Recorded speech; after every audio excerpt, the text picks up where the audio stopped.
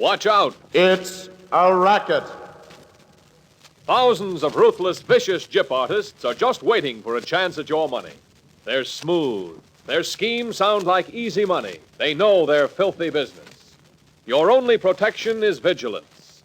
And to show you what to watch out for, the American Broadcasting Company presents It's a Racket, with Frank Graham exposing the methods by which the tricksters, crooks, and confidence men take their annual toll of honest capital and savings.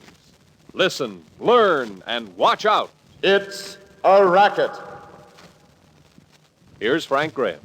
When rancher Henry Forsythe stepped into his Cheyenne bank to put his $8,000 worth of Alasko Tungsten mine stock into his safety deposit box, he couldn't help but talk to the bank manager, his friend Alfred Drew, and tell him what a killing he'd made. Killing?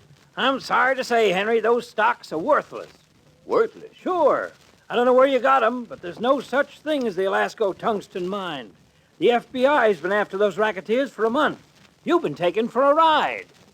Behind those simple words, "You've been taken for a ride," lies a fabulous story of the cunning of the professional racketeer.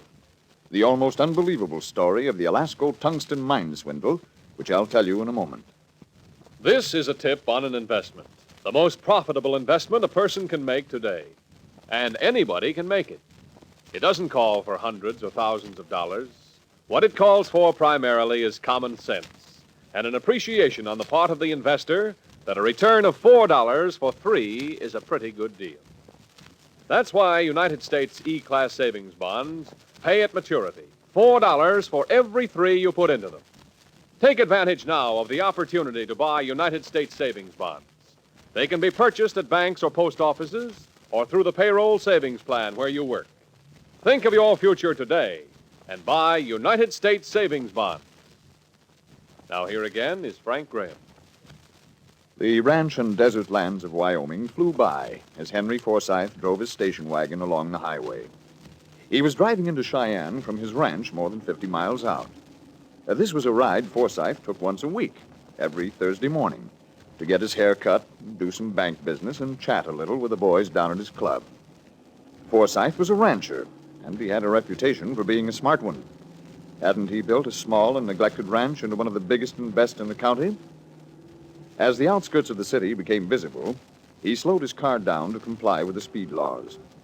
A few moments later, he was riding down one of the main streets, heading for his barber shop, when suddenly, from between the cars parked along the curb, a man stepped out, right out in front of Henry Forsythe's car. Hey, did you get hurt there? No. It's quite all right. Oh, I'm sorry. I didn't see you coming out from behind those cars. Perfectly all right. It's my fault. I guess I was busy looking the town over and didn't watch myself crossing the street. Oh, stranger here? Yes, I was looking for a good barber shop. I need a haircut so badly, Well, hop in. I'm just going to the barber myself. Right. My name's Buell, Dr. Buell. I'm hoping to start an office in town. Good. Can always use another good doctor. My name's Forsythe, Doc. Henry Forsythe. I've got a ranch out of town away. Maybe I can help you. That's how it began. An accidental meeting on the street. Or so it seemed. But it wasn't accidental to the man who called himself Dr. Buell, and whose knowledge of medicine was limited to administering an aspirin for a hangover. No, Dr. Buell was no doctor, and the accident was no accident. For Buell knew that Forsythe came to town every Thursday to get a haircut. After an hour at the barber shop, the two men were friends. They'd talked about their families and their various business problems, and had made a date to meet the following Thursday for lunch. The two men shook hands and parted. Forsythe to go about his business, firm in the belief that he'd made a new friend. Dr. Buell back to his hotel, smiling inwardly at the knowledge that by this simple, seemingly innocent maneuver, he had taken the first step in his operation to fleece Henry Forsythe. The week went by rapidly, and on the appointed day at lunchtime, Dr. Buell and Henry Forsythe met as they had planned. They shook hands warmly and walked into a restaurant to get their lunch and discuss Buell's problem of opening his office. But as they sat down at their table, something very strange happened. Something very peculiar indeed. Hey, What's the trouble, Henry? I don't know. There's something on my chest. Let's see. Well, I'll be. It's a wallet. A wallet? Yes. Someone must have lost it. Say, look at this money. Whoever lost it is certainly a rich man. What about a name, identification? Now, there's a letter here. Look at this letterhead, will you? The Department of the Interior of the United States of America to Mr. George Clark, Cheyenne Hotel. From the Secretary of the Interior.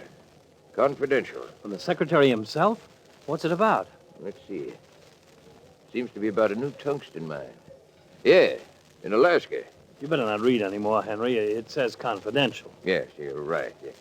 Well, at least we got the fellow's name and where he's staying. Come on, we better get this wallet to him.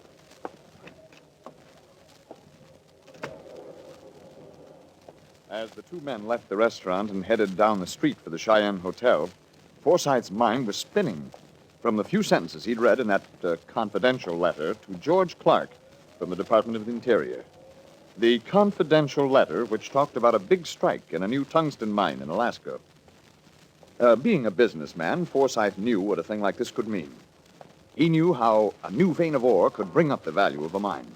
He knew that money would be needed to further explore the resources of the mine. He knew the value of tungsten, and that stocks would be sold by the mine operators. Even as he walked through the traffic, Henry was walking in another world. At the Cheyenne Hotel, inside room 312, Mr. George Clark, tall, good-looking man with ruddy cheeks, the executive type, had been peering out the window. Through the curtains, he'd seen Forsyth and Buell come hastily across the street and into his hotel lobby. The fish had been hooked, he thought to himself. He turned from the window in a quick movement, loosened his tie, lighted a cigarette, and prepared to play the worried man, just as the door buzzer rang. Clark waited for the buzzer to ring a second time. Then in 3 quick steps, he went to the door and flung it open. Yes? Mr. Clark? Yes? Dr. Buell here and I found something that belongs to you. My wallet? Yes. Thank heavens. Man, I've been looking all over creation for that thing. Come in, both of you, please. We knew right away that you'd be worried about it. I can't tell you how worried I've been. Won't you sit down? Well, thank you. Let's see now. It's bad enough to lose the money, but there's a mighty important letter. It's here. What a relief. That letter was the only clue to who owned the wallet. I had to read a little of it to find out who you were. Oh, I see. I realized it was a confidential letter. That's all right. It's all right. I don't quite know what to do. Oh, there's no need to worry about us. We'll just forget the whole thing. Well, I'm afraid you've stumbled onto something that will be pretty hard to forget. I'll admit this looks like big news in a business way. It is. Don't worry about us, though. Now, look here. I'm in a spot. But I am terribly indebted to you, gentlemen. Oh, that's all right, Mr. Clark. Anyone would have done the same. I'm not so sure. Well, since you've entered the picture, I might as well tell you the whole story. Well, not unless you want to. I think I'd better. The situation is this. A few days ago, there was a new discovery in the Alasko Tungsten mine. The news isn't out yet. You see, we've been cooperating with the Department of Interior in keeping it quiet for a few days. Now, Alasko Tungsten has been selling for as low as 3 cents a share. And it'll continue to sell that cheaply until the news is out. Then the price will skyrocket. Yes, sir, it'll go sky high. To Henry Forsyth, the rancher, the inside story of the tungsten strike in the Alasko Tungsten mine sounded like a fabulous stroke of luck, if he could capitalize on it. Yes, a stroke of luck that happens once in a lifetime. But before the two men left George Clark's apartment, they were sworn to secrecy. Mr. Clark even went so far as to make a deal with them. A deal whereby he might be able to cut them in for a chance to buy stock in return for their keeping the secret from the public. He praised their business judgment, but pleaded with them to be patient until he could wire the Department of the Interior and get permission for them to buy the stock. That night, Henry Forsyth slept very little. He realized that he was on the threshold of one of the biggest strokes of fortune any man had ever had. The inside news of a fabulous tungsten strike. The inside news and a chance to operate first. A chance to buy stock for as low as 3 cents a share. A chance to make a fabulous sum of money in the flick of an eyelash.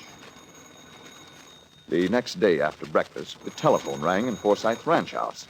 He ran to it and yanked it off the hook.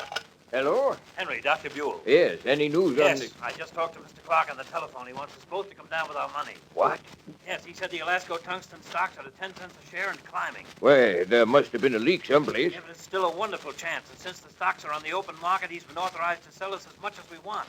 How much you putting into it? All I've got, Henry, every cent, about 10,000. Well, I can't do as well as that, but I can go in for 8,000. Well, whatever it is, you better hurry. I told him we'd meet him at his hotel in a couple of hours. 2 hours later, Forsythe, Dr. Buell, and George Clark sat around a small table in Clark's hotel room. Spread before them was a telegram from the Department of Interior authorizing Clark to sell some Alasko Tungsten stock at 10 cents a share. Spread before them also was the assayer's report on the mine and a bundle of stock certificates. See, ticket, Forsythe. I've already told it to Buell over the phone. You can buy the stock if you want to. I see. Only Dr. Buell made a little mistake when he said you could buy all you want. You can't. You can only go up to 20,000.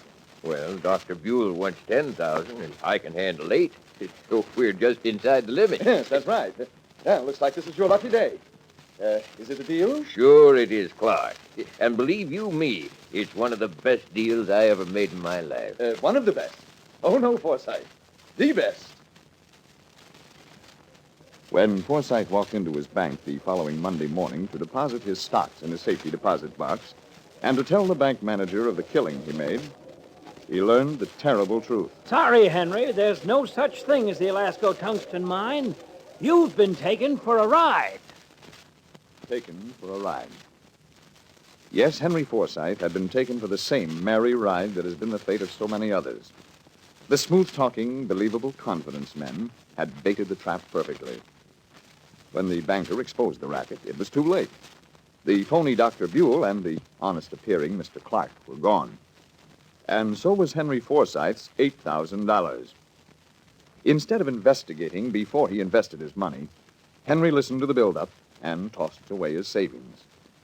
It would have been so easy, to be sure. He could have followed the lead of thousands who every day consult their Better Business bureaus, police departments, or their bankers. He forgot the warnings. He tried to get rich in a hurry. And he found out it's a racket. Every day, Monday through Friday, the American Broadcasting Company presents It's a Racket, with Frank Graham exposing the methods of the shysters and crooks who yearly take millions of dollars from a gullible public. This program hopes to save much of this money for you who earned it rightfully. Follow these stories closely, day by day. Learn how the get-rich-quick schemes and the plausible-sounding rackets operate. Check your own business relations carefully, and remember, before you invest, investigate. The more plausible it sounds and the easier it seems, the more likely you'll find out it's a racket. I'll be back again tomorrow with the inside story of a racket that is right now being worked on unsuspecting veterans. It sounds like a way to get started in business with Uncle Sam putting up all the money. If you're a veteran, or if you know a veteran, listen to tomorrow's story on It's a Racket. This is ABC, the American Broadcasting Company.